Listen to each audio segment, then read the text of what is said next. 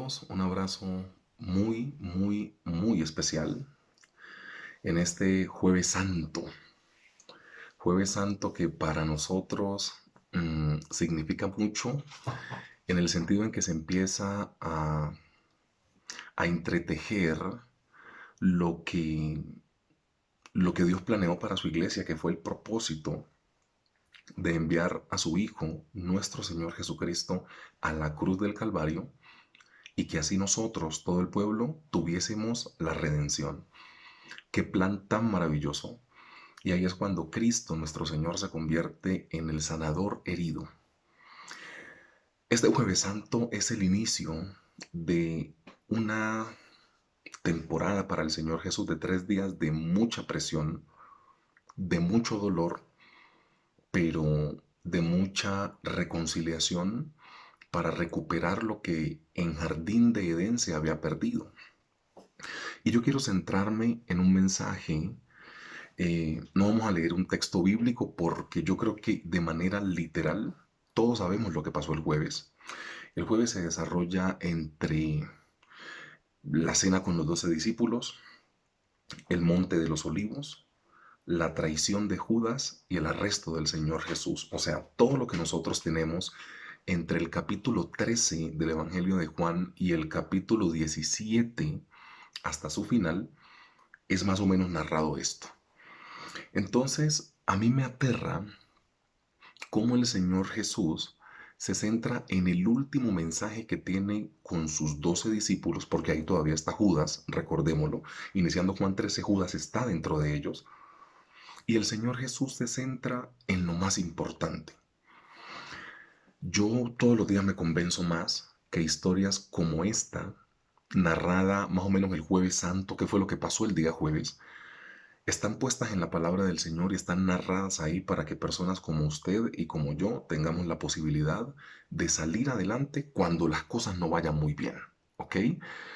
Em, ¿Cómo no recordar a grosso modo? Porque esto da 2 o 3 conclusiones, que es lo que al final vamos a extractar de todos estos capítulos. Pero ¿cómo no darnos cuenta de un Señor Jesús, aún sabiendo lo que le va a pasar, lavando los pies de los discípulos? ¿Cierto? Así inicia este capítulo 3 en el cual el Señor Jesús lava los pies a los discípulos. Y es un gesto de amor tan maravilloso que Él empieza a hacerlo sin ningún tipo de problema, sabiendo quiénes estaban dentro de esos 12. Que los discípulos tenían muchas dificultades también, pero precisamente en eso se basa el amor. Yo lavo los pies de todos, así unos me vayan a vender, otros me vayan a negar, otros vayan a pedir puestos de privilegio, a algunos les falte la fe y los otros vayan a estar dispersos cuando me tomen preso. O sea, mi amor, ahí Dios mostró esto. Mi amor no se condiciona por la buena actitud que ustedes tengan. Mi amor se condiciona por la voluntad y el propósito de Dios para mi vida. Entonces, ¿cómo olvidarnos que en Juan 13 Él está lavando los pies de los discípulos, ¿cierto? Pero mira que Él está lavando los pies de los discípulos y no tiene una fe ciega, que yo creo que es una de las enseñanzas más importantes, porque el Señor Jesús en ningún momento desconoce que uno de ellos le va a entregar. De hecho, el Señor Jesús no lo reclama, Él lo socializa. Él dice, uno de vosotros me va a entregar. Y más adelante dice, Pedro, tú me vas a negar. O sea, el Señor Jesús no está reclamando lo malo o lo negativo que le va a pasar. Él lo está socializando. Ese era su nivel de amor. ¿Qué actitud tenemos nosotros cuando algo malo nos pasa? ¿Le reclamamos al Señor o lo socializamos y se lo llevamos en oración?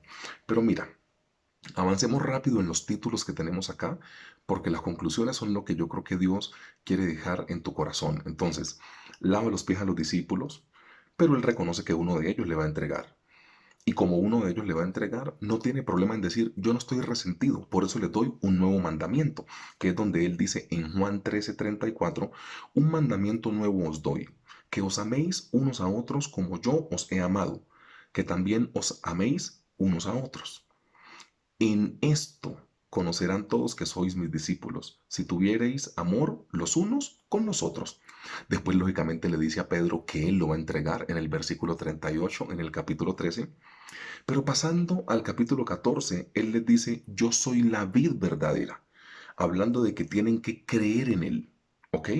Entonces él dice, no se turbe vuestro corazón o vuestro espíritu, dicen otras traducciones. ¿Creéis en Dios? También crean en mí, no tengan problema con eso. Posteriormente les promete la llegada o la venida, pues, del Espíritu Santo, en Juan 14:15. Después, en el capítulo 15, Él les dice, yo soy la vid verdadera. O sea, hombre, no se separen de mí, es lo que Él les intenta decir, ¿no?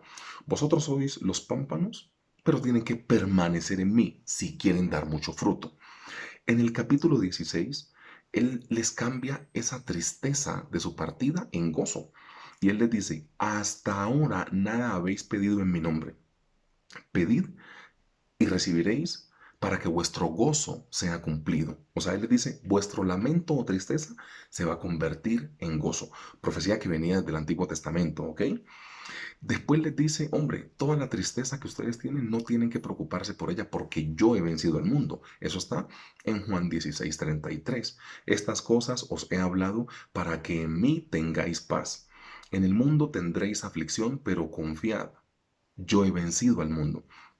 Y después de que les dice todo esto, en el capítulo 17, él hace una especie como de oración de despedida o de oración de bendición, donde dice, todos los que me diste, ninguno se perdió, ya saben que tienen que proclamar mi nombre, los he acercado a ti, ellos me reconocen como Señor, te reconocen a ti como su Dios. O sea, el capítulo 17 cierra en oración todo este capítulo como de tanto dolor, pero vienen algunas conclusiones con esta oración final que Él les da o de despedida en Juan capítulo 17. Y en las conclusiones vamos a centrarnos. Mira, lo primero que muestra el Señor Jesús es que aun cuando todo sea un desastre y todo no vaya muy bien que digamos, tenemos que centrarnos en las cosas positivas.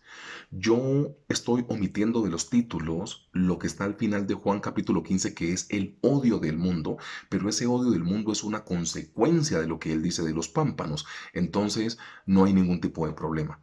Por eso vamos a hacer una lista de 10 títulos importantes en 3 o 4 capítulos. Entre el capítulo 13 y el capítulo 17 hay 10 títulos importantes. Y lo negativo, si se le puede llamar negativo, es que uno de ustedes me va a entregar, hablando de Judas, y Pedro, tú me vas a negar. De resto, el Señor Jesús no se centró en nada negativo. Los bendijo, les enseñó, les dijo que él iba al Padre, que les iba a preparar morada, que no se preocuparan, que él había vencido al mundo, les regaló la promesa del Espíritu Santo. ¿Qué te intento decir con esto? De 10 títulos, el Señor Jesús tuvo 2 medio negativos socializándolos, que fue lo de Pedro y lo de Judas, no reclamándoles nunca, porque el Señor Jesús se centraba en lo positivo, aun cuando todo fuera un desastre. La primera conclusión que muestra este relato bíblico es que aun cuando todo sea un desastre, debo centrarme en las cosas positivas, porque con Dios siempre habrá cosas positivas. La segunda conclusión, hay algo llamado propósito y algo llamado gracia. Nosotros casi siempre hemos creído que estas cosas funcionan de forma aislada, pero bíblicamente esto necesita reconciliarse. Me explico. El Señor Jesús está cumpliendo un propósito que fue muy difícil, que fue ir a la cruz, pero está bajo la gracia del Señor, la que lo sostuvo y lo llevó hasta la cruz. Por lo general, el ser humano cristiano siempre trabaja en una de las dos dimensiones, o trabaja bajo el propósito o trabaja bajo la gracia. O sea, por ejemplo, hay gente que intenta buscar el propósito, centrémonos en el propósito. Hay gente que intenta buscar el propósito del Señor, pero no entienden que es por su gracia. O sea, que no puedes hacer nada para ganarte su favor. Él te bendice porque Él es fiel y porque Él quiere hacerlo. O sea, yo intento buscar las cosas del Señor, pero hay gente que todavía cree que puede ganarse el favor del Señor, entendiendo que no lo buscamos nosotros a Él, sino que Él nos buscó. Pero hay otra gente que se basa únicamente en la gracia. No están caminando en el propósito del Señor porque no son obedientes, eh, pero siempre que dicen, ay Dios mío, me ayudaste en esta, Señor, se aplican siempre en la gracia y se cobijan siempre bajo la gracia. Somos de extremos. Por lo general, en la Biblia, el propósito del Señor, caminar con Él, ser obediente, fiel en todo sentido, tiene que estar cobijado bajo su gracia. No hay propósito sin gracia y no hay gracia sin propósito. Esto no tiene que chocar, eso tiene que reconciliarse. La segunda invitación que nos hace este relato del Señor Jesús en este Jueves Santo es que su propósito y su gracia sobre nosotros deben trabajar de forma conjunta. Y lo tercero, o el tercer punto, es futuro versus eternidad. Y yo creo que la iglesia ha confundido el texto, o ha confundido, sí, el texto bíblico lo ha confundido, y creemos que estas palabras significan lo mismo, que una algunas veces es consecuencia de la otra, o que una te lleva a la otra, sí, no lo vamos a negar. Pero una cosa es que usted esté preparado para un futuro y otra cosa es que usted esté preparado para la eternidad. Entonces, futuro versus eternidad. Y al final yo no quiero hacer una guerra acá entre dos palabras, pero sí tiene que haber un versus. La iglesia casi siempre se preocupa por su futuro, ¿cierto? Si sos papá, ¿qué le voy a dejar a mis hijos? Yo voy a pagar salud y pensión porque quiero algún día pensionarme y tener una buena vejez. Voy a ahorrar porque quiero tener un buen futuro. Voy a alimentarme y hacer ejercicio para cuando esté adulto o viejito tenga un buen futuro. Nosotros siempre estamos en pro de buscar un buen futuro. Pero con todo y eso y lo positivo que es, porque no lo estoy criticando, lo que estoy diciendo es que si nosotros comparamos el futuro con la eternidad le termina ganando el partido al futuro, porque nosotros no estamos aquí por un buen futuro, sino para poder llegar al cielo y estar en la eternidad con Él, cantándole santo, santo, santo todo el tiempo. Al final de la historia, tu vida terrenal puede ser muy buena, pero no se compara con una eternidad. Es que aquí no se nos puede olvidar que hay una eternidad con el diablo o hay una eternidad con Dios. O sea, la eternidad ya está destinada para nosotros, bíblicamente sí. Lo que cambia es si la vamos a hacer con Dios o con el diablo. Es la única cosa que va a cambiar.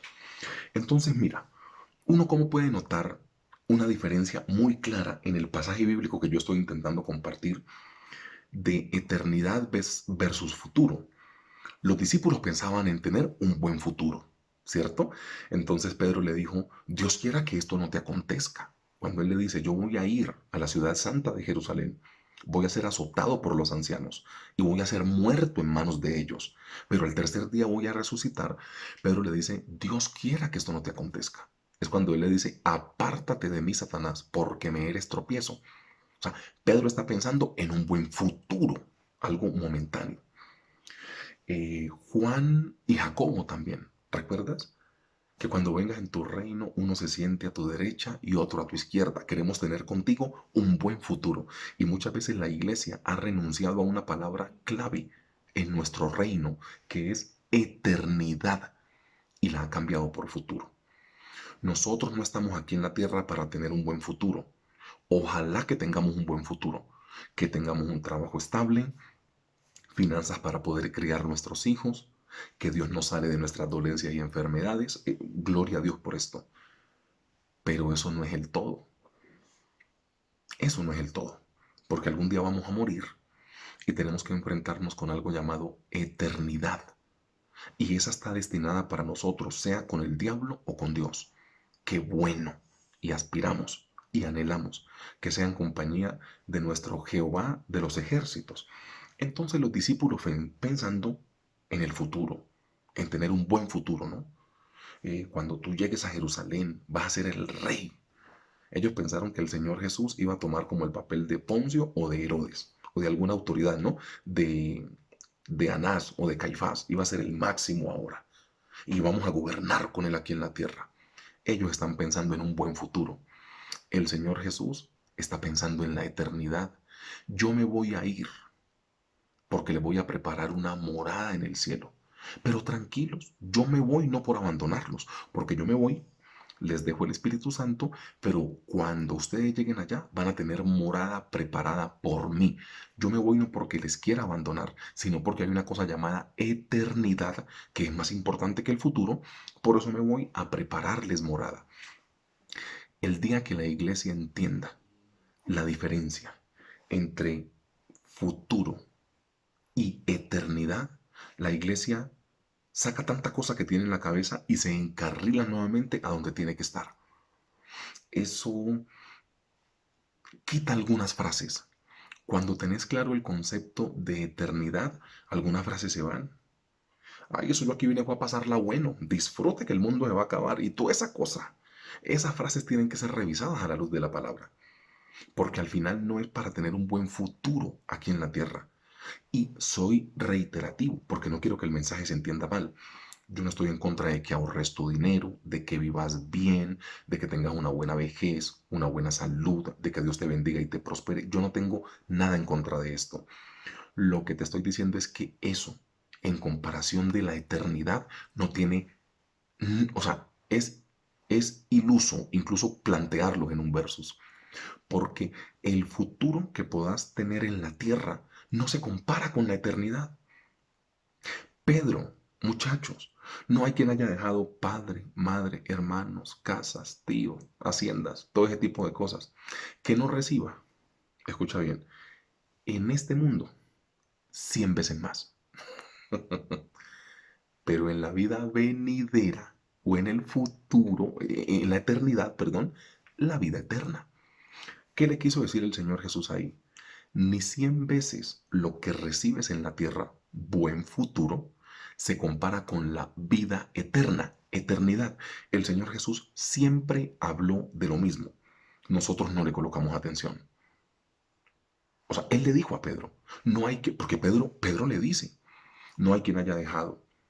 Y el Señor Jesús le responde, Pedro, tranquilo, no hay quien haya dejado a padre, a madre, hermanos, hacienda, todo lo que tenga, que no reciba en esta vida 100 veces más. 100 veces más es demasiado. Pero en el tiempo futuro, la vida eterna. El Señor Jesús clarito le quiso decir, la vida eterna no se compara con 100 veces más tu fortuna aquí en la tierra. Entonces, ¿a dónde crees que nos está llevando este asunto del Jueves Santo? Porque esto pasó de ser una semana de recogimiento y de reflexión y de arrepentimiento a una semana de descanso, ¿cierto? Y que no está mal al final. El descansar siempre es muy bueno, hombre, pero no perdamos el foco. Que la iglesia se preocupe por tener un buen futuro, sí, y yo les motivo a que hagan eso, pero nunca ese buen futuro puede torpedear y puede chocar con la idea de la eternidad, porque es más importante la eternidad que tener un muy buen futuro en la tierra. Eh, Ojalá puedan leer esa leyenda que tengo ahí colgadita atrás, hablando de este tercer punto de conclusión. La voluntad del Señor nunca te va a llevar a un sitio donde la gracia del Señor no pueda llegar a sostenerte. Es lo que dice ahí atrás, ¿no? Yo sé que algunos ya lo habían notado y esto está con intención. Hoy yo cambié el cuadrito porque tengo la intención de dejar ese mensaje en tu mente y en tu corazón. La voluntad del Señor jamás te va a llevar a un sitio donde su gracia no te pueda sostener. Es lo que yo dije en la segunda conclusión. La voluntad o propósito y su gracia tienen que caminar tomados de la mano. No es imposible caminar solo en uno de los dos. Entonces, iglesia, que Dios les bendiga mucho. Lógicamente nos encontraremos el día domingo en nuestra celebración en punto de las 9. Compartiremos la cena del Señor de manera lógica, primer domingo del mes. Y deseo de todo corazón que Dios les bendiga mucho, entendiendo que aun cuando todo sea un desastre, debemos centrarnos en las cosas positivas. El propósito y la gracia deben caminar de manera mancomunada y unida. Y siempre vamos a tener un versus en tener un buen futuro o una buena eternidad con el Señor. Una mala eternidad sería con el diablo. Pero entonces, futuro y eternidad, la iglesia no se puede confundir. No estamos aquí en la tierra únicamente para tener un buen futuro. Gloria a Dios, ojalá que podamos asegurar nuestro futuro y que vivamos bien. Pero en nada se compara eso con la eternidad que Dios ha prometido. De hecho, lo dice, yo me voy es para prepararle morada a ustedes. Iglesia, que Dios les bendiga mucho y recordemos que nuestro destino es transformar la tierra mientras que estemos aquí, traer transformación a nuestro entorno, pero en tiempo futuro poder estar en el cielo, en esa Jerusalén, ¿no? En esas calles de oro, en ese mar de cristal, cantándole a Él, Santo, Santo, Santo. Dios les bendiga y fuerte abrazo.